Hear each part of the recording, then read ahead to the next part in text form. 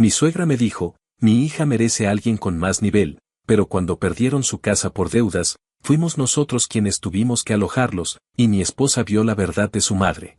Mi suegra siempre tuvo esa forma sutil, pasivo-agresiva y medio venenosa de dejar claro que yo no era suficiente para su hija, pero la primera vez que soltó, con todas sus letras, que su hija merecía a alguien con más nivel, me cayó como un putazo directo al orgullo.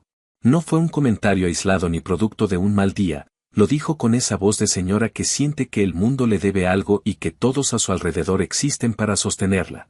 Lo peor es que lo dijo mientras se comía las donas que yo había comprado y criticaba mi sala como si viviéramos en una casa de lujo y yo la estuviera decepcionando por no tener mármol en cada pared.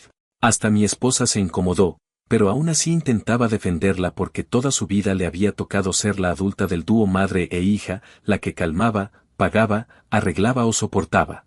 Mi suegra vivía en una casa que no podía pagar desde hacía tiempo, pero cuando su mamá te llama para pedirte un favorcito y tú ya conoces su historial, sabes que esa palabra significa que está otra vez hasta el cuello en deudas. Según ella, el banco había cometido un error y estaba a punto de quitarle la casa por no reconocerle unos pagos, lo cual sonaba tan ridículo que me costaba trabajo no reírme. Mi esposa, que todavía buscaba justificarlos por todo, quiso creerle. Yo ya estaba cansado de sostener a una adulta que no entendía la palabra responsabilidad, pero acepté ayudar una vez más con la condición de que revisáramos sus estados de cuenta. Ahí fue cuando todo se fue a la mierda, porque descubrimos que no solo no había pagado nada en meses, sino que llevaba pidiendo préstamos a lo estúpido, gastando como si los billetes se imprimieran solos y usando parte del dinero que mi esposa le había dado para cosas que claramente no eran esenciales. Cuando confrontamos a mi suegra, fingió sorpresa, luego fingió tristeza y luego fingió indignación. Dijo que nosotros éramos los que no entendíamos lo duro que era todo para una mujer de su edad y que yo, en particular, la estaba haciendo sentir humillada. Lo mismo de siempre. El desalojo llegó anunciado, así que no fue una sorpresa cuando mi esposa me pidió que por favor la dejáramos quedarse un tiempo con nosotros. Yo acepté, porque tampoco soy un monstruo, pero puse una condición clara, un mes, ni un día más, y ese mes debía usarlo para encontrar dónde vivir. Pensaba que quizá un límite firme la obligaría a hacerse cargo de su vida. Vaya ingenuidad. Llegó con tantas bolsas y cajas que parecía que pretendía instalar un mercado ambulante en mi casa, y desde la primera noche empezó a reclamar absolutamente todo, que el colchón estaba duro, que la alfombra picaba, que el aire acondicionado no enfriaba suficiente, que la comida estaba muy salada, que el perro ladraba demasiado. Después vino su comentario favorito: yo no estoy acostumbrada a vivir con tan poco espacio. Y ahí fue cuando supe que no era temporal, era una invasión. Lo que más me reventó fue escucharla una noche, mientras pensaba que no la oíamos, decirle a mi esposa que yo era mediocre y que ella merecía un hombre con aspiraciones. Alguien que si supiera mantener a una familia en todas las circunstancias y que no la tuviera viviendo al límite como si fuera una empleada a la que le pagan por horas. Mi esposa intentó frenarla, pero mi suegra siguió diciendo que ella solo estaba preocupada por el futuro de su hija y que yo era un obstáculo que tarde o temprano la iba a hundir. Me lo contó mi esposa temblando, diciendo que no sabía por qué su mamá hacía eso, que la amaba pero que a veces simplemente la volvía loca. Yo traté de no explotar y mantener la calma, pero ya estaba empezando a sentir que la señora estaba metiéndose demasiado en nuestro matrimonio. El punto exacto donde todo explotó fue cuando descubrimos que había intentado abrir una tarjeta de crédito usando datos de mi esposa, algo que yo sabía que era capaz de hacer, pero que aún así me tomó por sorpresa por lo descarado. No fue un error, no fue un malentendido, no fue un no sabía que eso estaba mal. Fue un intento directo de joder nuestro crédito porque según ella era lo justo, ya que ustedes sí pueden y yo no. Cuando mi esposa vio eso, se rompió por dentro. No gritó ni lloró de inmediato, simplemente dejó de defenderla. Me miró y dijo que necesitábamos hablar con un abogado para protegernos. Ahí fue cuando mi suegra hizo su berrinche más grande. Fingió que se ofendía porque estábamos exagerando, luego empezó a llorar diciendo que ella solo quería ayudar, y luego cambió a un tono más agresivo diciendo que nosotros éramos unos malagradecidos que se iban a arrepentir. Se fue de la casa casi aventando la puerta, diciendo que la estábamos dejando en la calle como si fuéramos unos monstruos. Pero el verdadero golpe vino unos días después, cuando una amiga de ella nos llamó para decirnos que ya no quería hospedarla porque también le debía dinero y la había metido en problemas con un préstamo informal que nunca pagó.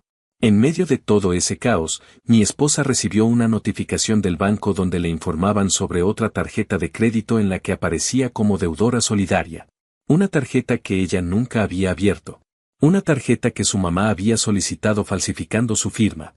En ese momento, mi esposa dejó de ser la hija que buscaba excusas y se convirtió en una adulta que veía a su madre con los ojos de alguien que finalmente entiende que hay personas que no solo destruyen su propia vida, sino que arrastran a todos los que pueden. Me pidió que la acompañara a cancelar todo lo que hubiera que cancelar y a comenzar el proceso para proteger su identidad porque mi suegra, en su desesperación, había llegado al punto donde ya no distinguía entre pedir ayuda y destruir a los demás para sobrevivir. Escribo esto porque estoy cansado, agotado de cargar con una señora que nos desprecia pero exige que la mantengamos, que nos insulta pero pide lealtad, que destruye todo lo que toca y aún así se cree víctima. No sé qué va a pasar a partir de ahora, pero sé que ya no voy a permitir que esa mujer vuelva a cruzar la puerta de mi casa. Y lo más triste es que mi esposa, aun queriéndola, empieza a entender que a veces la única forma de sobrevivir es alejarse de la persona que más daño te hace. Actualización 1. Habían pasado unas cuantas semanas desde que mi suegra salió de la casa casi aventando la puerta, y aunque yo pensé que ese distanciamiento obligaría a mi esposa a respirar un poco y aclarar su mente, lo que ocurrió fue que entramos en una especie de silencio extraño, como si los dos estuviéramos caminando alrededor de un pozo que nadie quería mirar directamente. Ella no defendía a su mamá, pero tampoco se atrevía a decir en voz alta todo lo que realmente estaba pensando. Y yo trataba de no presionarla porque sabía que para ella era como desenterrar la verdad de una vida entera en la que siempre había existido la idea de que proteger a su madre era obligatorio. Aún así, el ambiente era tenso, con esas conversaciones cortas antes de dormir donde ella decía que estaba cansada, que no quería hablar de nada, que prefería dejar todo para después. Yo entendía el cansancio, pero también sabía que ese después estaba cada vez más cerca y que en algún punto tendríamos que enfrentar las consecuencias de lo que la señora había causado. El salto grande vino cuando mi esposa recibió una llamada del banco, no una de esas llamadas automáticas, sino una de un representante que quería confirmar información sobre la tarjeta de crédito que su madre había abierto con sus datos. Mi esposa tuvo que decir que nunca la había solicitado, que desconocía completamente el origen, que la firma no era suya, pero lo más fuerte fue escucharla decir con esa voz que no le conocía. Una mezcla entre enojo y vergüenza, que temía que su mamá hubiera usado su información otras veces sin que ella lo supiera. Después de colgar, se quedó sentada en la mesa, mirando fijamente un punto en la pared como si ahí pudiera leer una versión diferente de su vida, una donde su madre no la hubiera traicionado así. Le dije que la acompañaría a revisar todo, que hablaríamos con quien hubiera que hablar, pero lo que ella dijo me tomó por sorpresa porque no sonó a la mujer que siempre buscaba excusar a su mamá.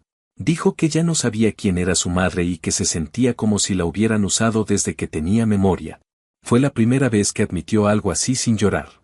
Para cuando fuimos al banco esa tarde, iba casi temblando, no por miedo al trámite sino porque era la confirmación oficial de que su madre había cruzado un límite que ya no se podía disfrazar ni suavizar. No tenía espacio para mentiras piadosas, ni para promesas vacías de que tal vez había sido un error.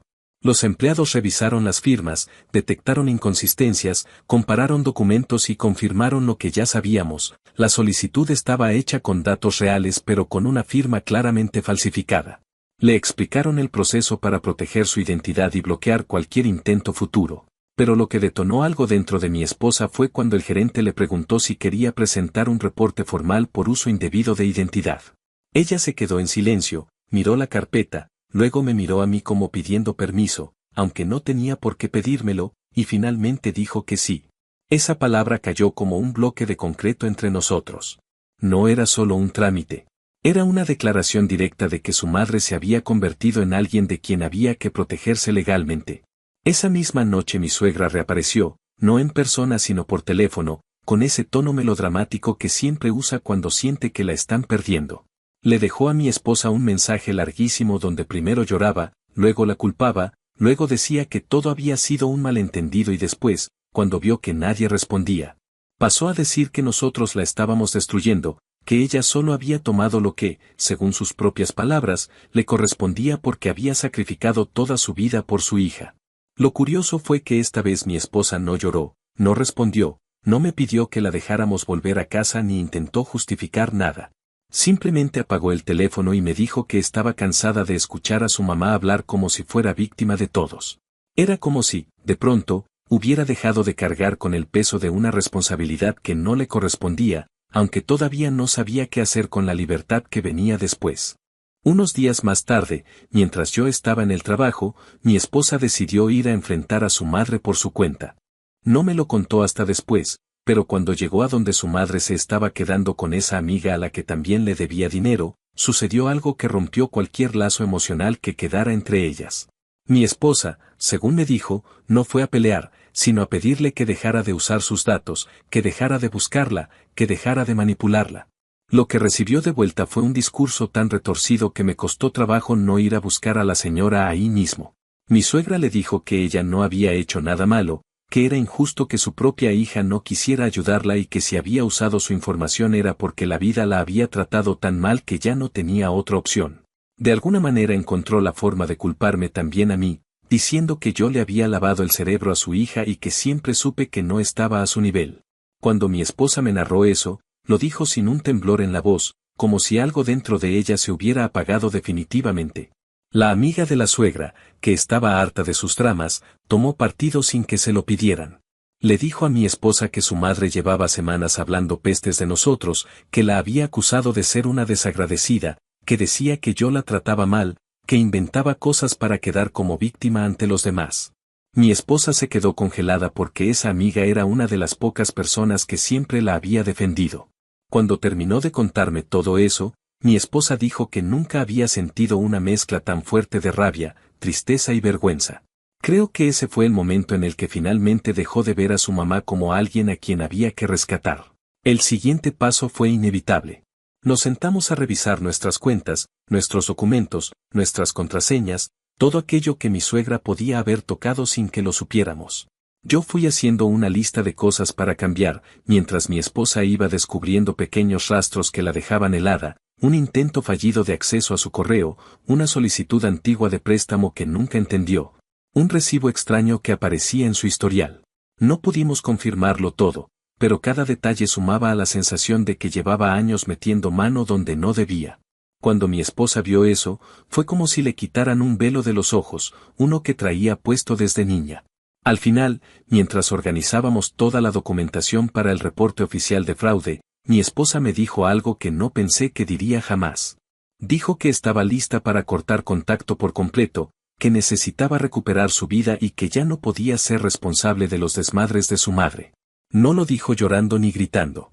Lo dijo con la voz firme de alguien que al fin reconoce que no puede salvar a quien no quiere salvarse. Y aunque sabía que para ella era doloroso, también entendí que por primera vez en años estaba eligiéndose a sí misma. Ese fue el verdadero inicio del cambio, no cuando la suegra fue descubierta, ni cuando recibimos las notificaciones del banco, ni cuando se fue de la casa. Fue ese momento en el que mi esposa dijo que ya no pensaba seguir viviendo para corregir las consecuencias de una adulta que nunca aprendió a comportarse como tal. Y aunque todavía no sabíamos lo que vendría después, ahí fue cuando comprendí que la caída de su madre apenas comenzaba y que esta vez no íbamos a poner el cuerpo para amortiguar el golpe. Actualización 2. Había pasado alrededor de un mes desde que mi esposa tomó la decisión, dicha casi en susurro pero con una claridad que no le había visto antes, de cortar todo contacto con su madre. Esa elección no borró de inmediato la culpa ni el conflicto interno que traía arrastrando desde niña, pero abrió un espacio nuevo en la casa, una especie de respiro que al principio se sentía extraño. Como si faltara un ruido constante que, por más molesto que fuera, se había vuelto parte del ambiente. Sin embargo, cuando uno apaga un ruido que estuvo encendido por años, no se queda el silencio absoluto, sino que aparecen ecos, recuerdos, dudas, intentos de justificar lo injustificable. Y aunque mi esposa parecía decidida, esos ecos todavía le daban vueltas por dentro. No lo decía directamente, pero yo la veía quedándose parada frente al fregadero o revisando 2 veces la puerta de la entrada, como si esperara que en cualquier momento su madre apareciera reclamando, llorando, exigiendo explicaciones o inventando una nueva tragedia para volver a entrar a la casa. Durante ese tiempo, la señora se mantuvo relativamente callada. No llamó, no mandó mensajes, no apareció de improviso, lo cual resultaba sospechoso para cualquiera que la conociera. Con ella, el silencio nunca significaba calma, sino que estaba preparando algún drama nuevo. Ese presentimiento se confirmó una tarde en que el teléfono de mi esposa comenzó a llenarse de mensajes de números desconocidos. Ella no quería verlos, pero la notificación repetitiva la obligó a abrirlos. Eran capturas de pantalla enviadas por una prima que apenas veíamos, donde se podía ver a la suegra publicando en redes sociales un montón de historias donde se pintaba como víctima absoluta. Decía que su hija la había abandonado por culpa de un hombre controlador, que la habíamos dejado sin casa, que la habíamos puesto en una situación desesperada y que ella solo quería reconstruir su vida mientras nosotros la atacábamos y la queríamos ver destruida. También decía que estaba enferma, que tenía problemas serios de salud y que no sabía cuánto tiempo le quedaba, insinuando que su propia hija era una desalmada. Mi esposa, al leer todo eso, no lloró como antes, pero sí se quedó con esa expresión vacía, como quien ve una película que ya sabe de memoria y que aún así le duele porque conoce cómo termina. Lo peor no fue el contenido, sino ver cómo varias personas de la familia extendida le daban like a esas publicaciones o le escribían comentarios de apoyo, creyendo sin cuestionar la versión que ella presentaba, como si mi esposa hubiera sido una hija cruel y negligente toda la vida. Era una historia unilateral, exagerada y manipulada, pero también era una historia que mucha gente prefería creer porque encajaba con la imagen de mártir que mi suegra llevaba años fabricando. Mi esposa decidió bloquear todo, incluso a los familiares que estaban alimentando el drama. Dijo que no tenía energía para corregir a gente que no quería escuchar la verdad, y entendí que ese bloqueo no era una reacción impulsiva, sino parte de un proceso más grande donde por fin estaba poniendo límites. Aunque esos límites le dolieran. Mientras lidiábamos con esas publicaciones, apareció otro problema más tangible. Recibimos una carta dirigida a mi esposa donde se informaba sobre un proceso de revisión relacionado con un préstamo que supuestamente ella había solicitado el año anterior. No era una tarjeta de crédito esta vez, sino un préstamo pequeño, pero lo suficientemente serio como para requerir su firma, su historial y una confirmación legal. Mi esposa jamás había escuchado de ese préstamo y, al investigar, quedó claro que se trataba de otro uso indebido de su información. Esta vez no había forma de atribuirlo a un error del banco o un malentendido. Las fechas coincidían con una temporada en la que la suegra estuvo pidiéndonos dinero con la excusa de que estaba pagando arreglos de la casa. Era evidente que había intentado cubrir esa deuda con nuestros recursos, y como no se lo dimos, recurrió a lo que le resultaba más fácil, usar la identidad de su hija. Ese descubrimiento terminó por derrumbar cualquier resto de duda que pudiera quedarle a mi esposa. Fuimos nuevamente al banco, luego a la oficina correspondiente, y comenzamos el proceso de disputa. Lo más frustrante era que los trámites avanzaban lento, mientras los problemas se acumulaban rápido. Esa mezcla entre burocracia y daño emocional hacía que cada día fuera una especie de montaña rusa sin un solo tramo plano. Sin embargo, la actitud de mi esposa ya había cambiado, no actuaba desde el miedo ni desde la culpa, sino desde un enojo frío, cansado, firme, como quien por fin entiende que seguir permitiendo un abuso solo lo hace crecer. Unos días después, la amiga que había alojado a mi suegra por un tiempo llamó a mi esposa. Mi esposa dudó en contestar, pero lo hizo porque pensó que podría ser algo relacionado con los documentos que aún estábamos intentando rastrear. La amiga habló rápido, como si llevara intentando comunicarse desde hacía rato. Contó que la suegra ya no estaba en su casa porque, después de una discusión, la sacó. La señora le debía dinero, le había mentido sobre un supuesto depósito que estaba esperando y además trató de convencerla de que nosotros éramos unos monstruos que la habían abandonado sin razón. La amiga, harta, le dijo a mi esposa que la entendía, que nunca había visto a alguien manipular con tanta facilidad y que no pensaba volver a tener trato con ella. En otro contexto, estas palabras hubieran hecho llorar a mi esposa, pero en ese momento solo cerró los ojos y dijo gracias, como quien recibe una confirmación de algo que ya sabía. Poco después, la suegra reapareció, pero esta vez no buscando hablar con su hija.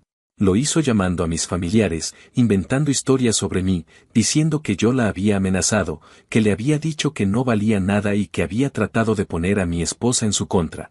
Afortunadamente, mi familia no es ingenua y me conocen demasiado bien como para creer semejantes tonterías. Me avisaron de inmediato, y aunque me reí al principio, después me di cuenta de que esa estrategia no era producto del simple drama sino de una desesperación más profunda. La señora ya sabía que había perdido acceso a nosotros, así que estaba intentando romper cualquier apoyo externo que pudiéramos tener. La tensión llegó a un punto máximo cuando recibimos una visita de un agente encargado del proceso de identidad porque había otra irregularidad. Esta vez relacionada con un intento fallido de apertura de una cuenta bancaria usando el nombre de mi esposa pero con una dirección que no coincidía con la nuestra. El agente no lo dijo con todas sus letras, pero dejó claro que, si seguían apareciendo incidentes, el caso podía escalar a algo más serio. Esa posibilidad hizo que mi esposa se pusiera blanca, no porque temiera por ella misma, sino porque no quería que esto se convirtiera en una persecución legal contra su madre. Yo entendía su miedo, pero también entendía que el límite ya había sido sobrepasado hacía mucho. Esa noche, mi esposa lloró por primera vez en semanas. No lloró por nostalgia, ni por querer arreglar las cosas, ni por extrañar a su madre. Lloró porque finalmente aceptó que su madre no iba a detenerse y que seguiría hundiéndose, llevándose a cualquiera que pudiera en el proceso.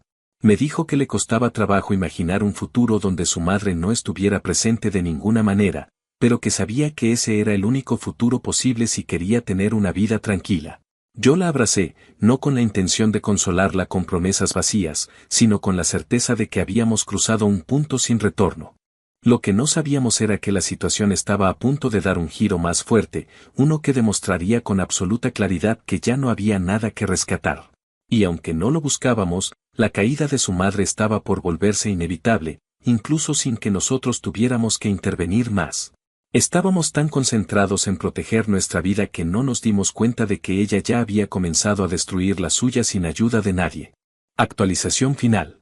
Habían pasado varios meses desde la última vez que tuvimos algún contacto indirecto con mi suegra, y para entonces mi esposa ya no vivía con esa tensión constante que antes cargaba como si fuera parte natural de su cuerpo.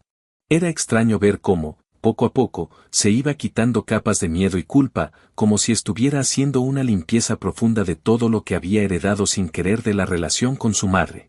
No fue un cambio rápido ni perfecto, pero sí uno constante, y era la primera vez desde que la conocí que se permitía pensar en un futuro sin tener que estar siempre al pendiente de los caprichos o los dramas de su mamá.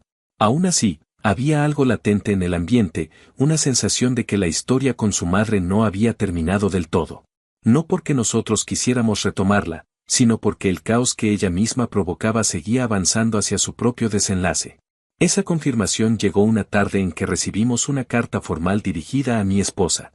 El sobre no tenía nada alarmante a primera vista, pero al abrirlo nos encontramos con un aviso de parte de una oficina estatal donde informaban que estaban investigando un caso relacionado con múltiples intentos de fraude cometidos durante los últimos meses utilizando datos personales de terceros. Decían que se había encontrado un patrón y que una de las personas cuyos datos habían sido utilizados era mi esposa. No pedían una denuncia, porque ya estaba hecha por varias víctimas, pero sí solicitaban su testimonio para confirmar detalles que la ligaban como afectada, no como sospechosa. Ese detalle fue importante porque, en situaciones anteriores, el simple hecho de recibir correspondencia oficial ya la ponía nerviosa. Como si en el fondo temiera que la situación pudiera dar un giro absurdo donde ella terminara pagando por los crímenes de su propia madre. Sin embargo, al ver esta carta, en lugar de entrar en pánico, respiró profundamente, se sentó con calma y dijo que estaba lista para participar en lo que fuera necesario. Fue un contraste enorme con la mujer que, meses atrás, apenas podía soportar leer un correo del banco sin que le temblaran las manos. El avance de la investigación nos trajo información que ninguno de los dos estaba buscando, pero que terminó de explicar muchas cosas que venían acumulándose desde hacía años. Resultó que mi suegra no solo había usado la identidad de mi esposa, sino la de otras dos personas, una excompañera de trabajo con la que había tenido un conflicto ridículo y una hermana de su amiga, a quien apenas conocía. No era un caso aislado ni un arranque impulsivo. Era un patrón de conducta que llevaba tiempo en marcha y que se había intensificado en el último año, cuando sus deudas se habían salido de control. Lo que más impactó a mi esposa no fue que su madre hubiera cometido el fraude, sino darse cuenta de que había usado su identidad como si fuera una herramienta más, sin remordimiento y sin consideración por las consecuencias que pudiera tener en su vida. Era la confirmación final de que su madre nunca había visto esos límites que ella tanto trató de mantener. Mientras lidiábamos con esa información, recibimos otra llamada inesperada, esta vez de la misma amiga que meses antes nos había contado cómo había terminado echando a la suegra de su casa. Nos dijo que quería avisarnos que la señora había sido expulsada del motel donde estaba quedándose porque llevaba semanas sin pagar. Había tenido que abandonar su habitación a mediodía, con todas sus cosas en bolsas improvisadas, y lo último que la amiga sabía era que la habían trasladado a un refugio temporal. Mi esposa no reaccionó con shock ni con tristeza, solo se quedó callada un momento, como si estuviera procesando algo que ya sabía en el fondo. Dijo que no era sorpresa, que era una consecuencia inevitable del camino que su madre había decidido tomar. No lo dijo con crueldad, sino con un cansancio profundo que venía de haber cargado durante años con una responsabilidad que nunca le correspondió. Lo más curioso fue que la caída de su madre se dio sin que nosotros tuviéramos que intervenir más allá de proteger nuestras identidades. No hicimos llamadas, no perseguimos nada, no empujamos el proceso. Todo avanzó solo. Era como si la vida hubiera decidido que finalmente iba a ajustar cuentas con ella. Y nosotros simplemente estábamos en la banca observando cómo se desarrollaba esa historia que tantas veces nos jaló hacia el centro del desastre. La suegra intentó una última maniobra para recuperar atención, comenzó a decirle a algunos familiares que estaba enferma, que necesitaba apoyo urgente y que su hija la había abandonado sabiendo que tenía una condición grave.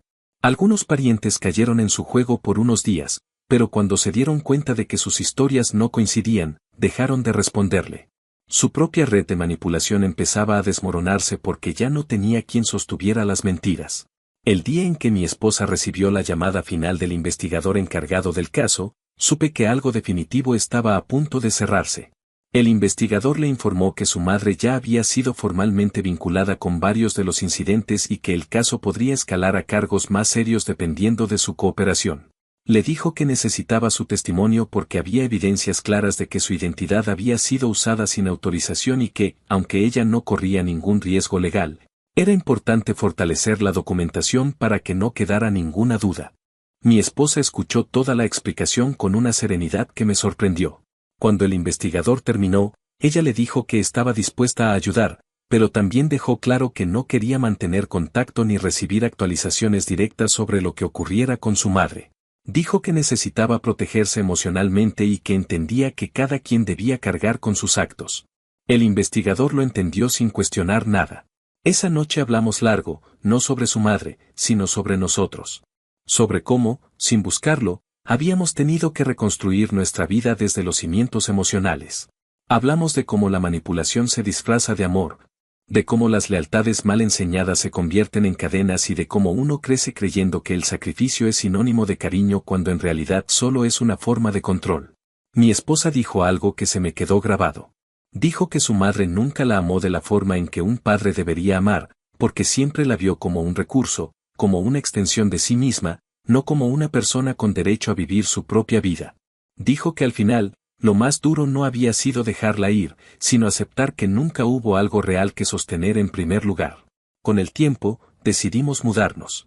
No porque temiéramos que la suegra apareciera, sino porque sentíamos que necesitábamos cerrar del todo ese capítulo. Encontramos una casa más pequeña pero más nuestra, sin recuerdos contaminados ni rincones que nos recordaran discusiones, llamadas, insultos o noches sin dormir. Fue un proceso liberador, casi terapéutico. Mientras empacábamos, mi esposa me dijo que por años había sentido que su vida era una lista interminable de incendios que debía apagar, todos provocados por su madre. Y que esta mudanza era la primera decisión importante que tomaba pensando únicamente en lo que ella quería. La suegra no volvió a contactar. Supimos por terceros que seguía en el refugio temporal, que estaba involucrada en más problemas legales, que no tenía a quién recurrir. Y aunque suene frío, no sentimos la necesidad de investigar más. La historia se cerró sola. Mi esposa, por primera vez desde que la conozco, camina sin mirar sobre el hombro, sin esperar el próximo desastre. Yo también siento que respiramos diferente, sin ese peso invisible que se iba acumulando sin darnos cuenta. No hubo una venganza planeada, no hubo un golpe calculado. Todo lo que pasó fue simplemente la consecuencia de no sostener más lo insostenible. La caída de mi suegra no fue provocada por nosotros, ella misma la construyó paso a paso, y cuando dejamos de servir como amortiguadores, finalmente llegó hasta el fondo. Y aunque ese desenlace duela por lo que representa, también es la razón por la que hoy vivimos con paz. Una paz que no sabíamos que era posible, pero que ahora cuidamos como si fuera lo más valioso que tenemos.